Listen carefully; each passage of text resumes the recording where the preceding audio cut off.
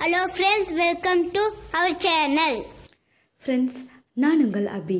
இன்னைக்கு இந்த வீடியோவில் நம்ம பார்க்க போகிற ரெசிபி ரொம்பவே எல்லாத்துக்குமே பிடிச்சமான ரெசிபி தாங்க. இந்த ரெசிபியை இந்த மாதிரி ஒரு முறை ட்ரை பண்ணி பாருங்கள். கண்டிப்பாக இந்த முட்டை பரோட்டா எல்லாத்துக்கும் ரொம்ப பிடிச்சதாக இருக்கும். வெறும் ரெண்டு பரோட்டா இருந்தால் போதுங்க. 2 பேர் திருப்தியாக சாப்பிடக்கூடிய அளவுக்கு இதை நம்ம ரெடி பண்ணிடலாம். ஒரு பேன் வச்சுக்கோங்க. அது சூடானதும் அதில் கொஞ்சமாக எண்ணெய் சேர்த்துக்கோங்க. இப்போ எண்ணெய் நல்லா சூடாயிடுச்சு. இது கூடவே சோம்பு 1/4 ஸ்பூன் அளவுக்கு சேர்த்துக்கோங்க. கூடவே ஒரு துண்டு பட்டையும் சேர்த்துக்கோங்க. 1 கிராம்பு சேர்த்துட்டு சிறிதளவு கறிவேப்பிலை இலைகளை தூவிக்கோங்க. அடுத்ததாக 2லேருந்து 3 வரைக்கும் பெரிய வெங்காயம் எடுத்து நீல நீளமாக கட் பண்ணி வச்சுக்கோங்க. அதையும் உள்ளே சேர்த்துட்டு நல்லா கலந்து விடுங்க. நம்ம சேர்த்துருக்க வெங்காயம் நல்லா வதங்கட்டும். அதுவரை நம்ம வெயிட் பண்ணலாங்க. இந்த மாதிரி முட்டை பரோட்டா செஞ்சு பார்த்திங்கன்னா கண்டிப்பாக பிடிச்சதாக இருக்கும். இது கூடவே 1 ஸ்பூன் அளவுக்கு இஞ்சி பூண்டு விழுதல் சேர்த்துக்கோங்க. இஞ்சி பூண்டை நம்ம தட்டிட்டு வேணாலும் உள்ளே சேர்த்துக்கலாங்க, நல்லாயிருக்கும். இப்போது இந்த வெங்காயம் பார்த்துட்டோம்னா நல்லாவே வதங்கிட்டுருக்கு. இருக்கட்டும் இன்னும் கொஞ்சம் நேரம்.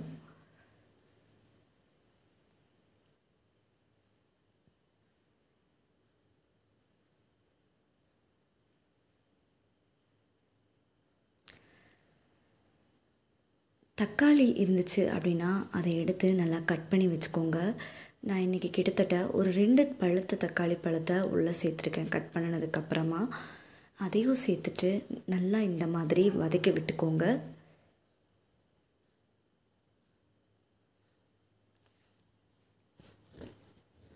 நம்ம வீட்டில் பரோட்டா செய்யும்போது மீதமானது இருந்தாலும் சரி, இல்லை நம்ம கடையில் வாங்கின பரோட்டாவாக இருந்தாலும் சரி, இதில் இந்த மாதிரி நம்ம முட்டை பரோட்டா செஞ்சோம்னாலுமே ரொம்ப சூப்பரான டேஸ்ட்டாக இருக்குங்க. இந்த சமயத்தில் நம்ம எடுத்துருக்க புரோட்டாவை எடுத்து வச்சுக்கோங்க. நமக்கு எவ்வளோ பரோட்டா வேணுமோ அவ்வளோ எடுத்துக்கலாங்க. அதை நல்லா பிச்சு வச்சுக்கோங்க பரோட்டாவை. அதுக்கு முன்னாடி இப்போ மசாலா சேர்த்துக்கலாம். 1 பிஞ்ச் அளவுக்கு மஞ்சள் தூள், 1/2 ஸ்பூன் கரம் மசாலா, தேவையான அளவு உப்பு சேர்த்துட்டு மிளகாய்த்தூள் 1 ஸ்பூன் அளவுக்கு சேர்த்துக்கோங்க. காரத்துக்கு ஏற்ற மாதிரி கூட குறைய நம்ம மிளகாய்த்தூள் சேர்த்துக்கலாங்க. மசாலா சேர்த்ததுக்கப்புறமா அதை நல்லா மிக்ஸ் பண்ணி விடுங்க. அடுப்பு இப்போது சிம்மில் வச்சுக்கோங்க. இந்த மாதிரி நல்லா கலந்துக்கோங்க. நம்ம மசாலாவோட பச்சை வாசனை எல்லாம் போகிற வரைக்கும் மிக்ஸ் பண்ணி விடுங்க. இருக்கட்டும் அப்படியே. இப்போ நம்ம நல்லா சின்னதாக பிச்சு வச்சுருக்கிற பரோட்டா எடுத்துக்கோங்க. ரொம்ப சின்னதாகவும் பிக்க வேண்டாம். மீடியம் சைஸில் நம்ம அதை உதுட்டுக்கிட்டிங்கன்னா கரெக்டாக இருக்கும். இப்போ நம்ம எடுத்து வச்சுருக்கிற பரோட்டா உள்ளே சேர்த்ததுக்கப்புறமா இந்த மாதிரி நல்லா மிக்ஸ் பண்ணி விடுங்க. சில சமயங்களில் நம்ம வீட்டில் செஞ்சாலோ இல்லை கடையில் வாங்கி மீதம் ஆயிட்டாலோ அதை நம்ம அப்படியே சாப்பிட முடியாதுங்க.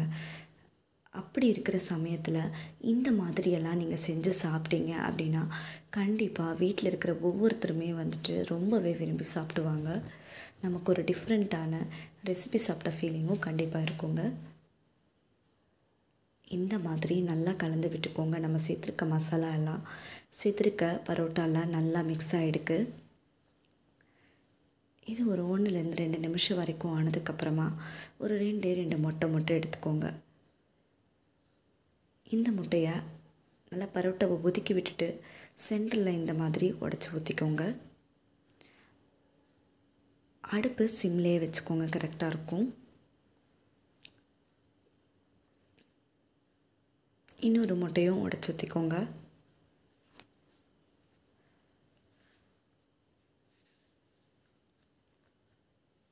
இப்போ இந்த மாதிரி இது நல்லா கலந்துக்கோங்க. முட்டைக்கு லைட்டாக உப்பு சேர்க்குற மாதிரி இருந்தால் லைட்டாக மட்டும் உப்பு சேர்த்துட்டு நல்லா மிக்ஸ் பண்ணி விடுங்க. இருக்கட்டும் அப்படியே. முட்டை சேர்த்ததையோ அப்படியே புரோட்டாவை சேர்த்து கலக்கிடாதீங்க. இந்த மாதிரி கொஞ்ச நேரம் அந்த முட்டையை வேக விடுங்க.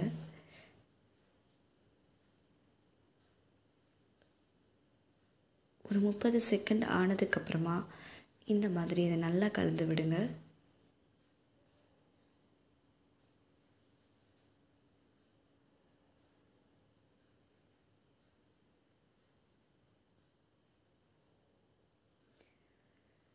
இது ஒரு 2 நிமிஷம் வரைக்கும் அப்படியே இருக்கட்டுங்க.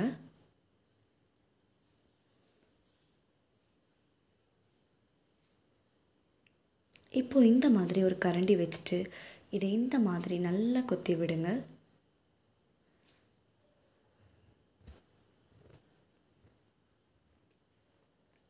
நல்லா கெட்டியான கரண்டியாக எடுத்துட்டு லைட்டாக இந்த மாதிரி இதை நல்லா தட்டி விட்டுக்கோங்க.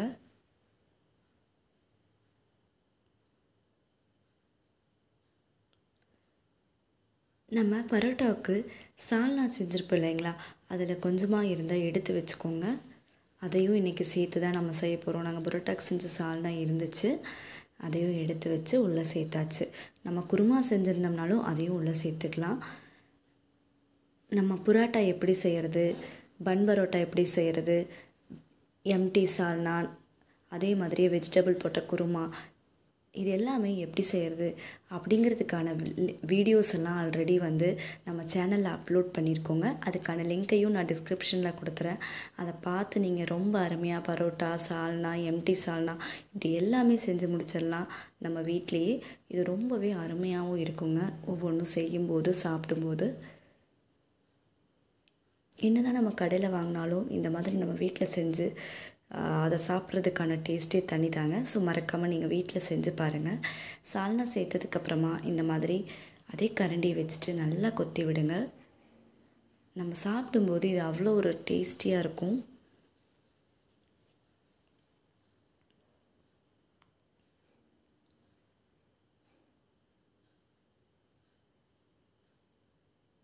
இது ஒரு 2 பரோட்டா சேர்த்தோம்னாலே போதும். அதை ஒரு நம்ம நார்மலாக ஒரு சாப்பிட்றவங்களாம் 2 பேர் ஃபுல்லாக சாப்பிட்ற மாதிரி இது அவ்வளோ ஒரு திருப்தியாக இருக்கும். நல்லா மிக்ஸ் பண்ணி விட்டாச்சு. இதுவும் ஒரு 1.5 நிமிஷம் ஆயிடுச்சு. மேலால் அப்படியே மல்லித்தலை தூவி விட்டுக்கோங்க. முட்டை பிடிக்காது, புரோட்டா பிடிக்காதுன்னு சொல்கிறவங்க கூட இந்த மாதிரி செஞ்சு கொடுத்தீங்க அப்படின்னா ரொம்பவே விரும்பி சாப்பிடுவாங்க. மல்லித்தலை சேர்த்ததுக்கப்புறமா லைட்டாக அதையும் கலந்து விட்டுக்கோங்க. இப்போ நம்ம ரொம்ப அருமையான முட்டை பரோட்டா ரெடி பண்ணியாச்சுங்க. இதை அப்படியே எடுத்து சாப்பிட்ற வேண்டியதான். கண்டிப்பாக இந்த முட்டை பரோட்டாவை நீங்களும் உங்கள் வீட்டில் ட்ரை பண்ணி பாருங்கள். இதை செஞ்சு பார்த்துட்டு எப்படி இருந்துச்சு அப்படின்னு மறக்காமல் எனக்கு கமெண்ட் பண்ணுங்கள். இதை செஞ்சு சாப்பிடும்போது நமக்கு ரொம்பவே சூப்பரான டேஸ்ட் இருக்குங்க. மறக்காமல் ட்ரை பண்ணி பாருங்கள். இந்த வீடியோ பிடிச்சா லைக் பண்ணுங்க, ஷேர் பண்ணுங்க, கமெண்ட் பண்ணுங்க.